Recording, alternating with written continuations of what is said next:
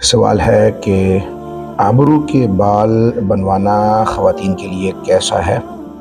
نیز یہ بتائیے کہ اگر آبرو کے بال حد سے زیادہ بڑھ جائیں اور بدنما معلوم ہوتے ہوں تو کیا شریعت انہیں کاٹنے کی اجازت دیتی ہے؟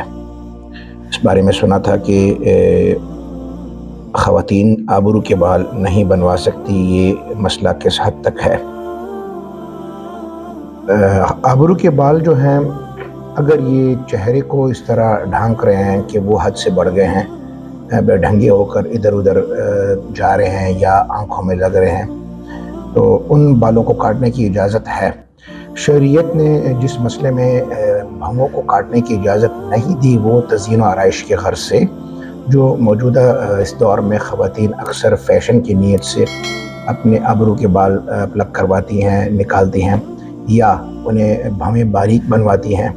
اسی طرح یہ بھی دیکھنے میں آیا ہے کہ بعض خواتین تو بالکل اپنے بھووں کو منڈوا تک دیتی ہیں اور پھر مارکر سے دوبارہ بھویں بنوا دیتی ہیں، تو یہ سخت گناہ کا کام ہے اور حدیث مبارکہ میں ایسی خواتین پر لعنت کی گئی ہے، کیونکہ یہ تغیر بخلق اللہ کے ضمن میں آتی ہے۔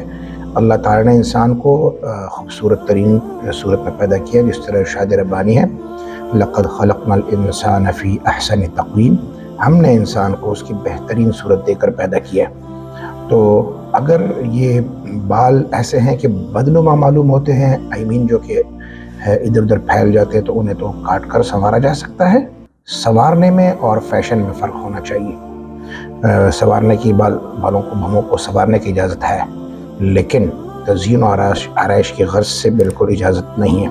خواہ اس کے لیے شوہر سٹریس کرے، شوہر کہے یا گھر میں بھی کوئی کہیں، تو بھی حدیث شریف کا مفہوم ہے کہ لا طاعۃ لمخلوق فی معصیۃ الخالق، خالق کی معصیت ہو رہی ہے، یعنی خالق کی نافرمانی ہو رہی ہے، تو اس میں کسی مخلوق کی بات کو ماننا یہ ضروری نہیں ہے، لازم نہیں ہے۔ لہٰذا خواتین اپنے بھووں کا احترام کریں، اس کا حکم اسی طرح ہے جس طرح سر کے بال محترم ہوتے ہیں۔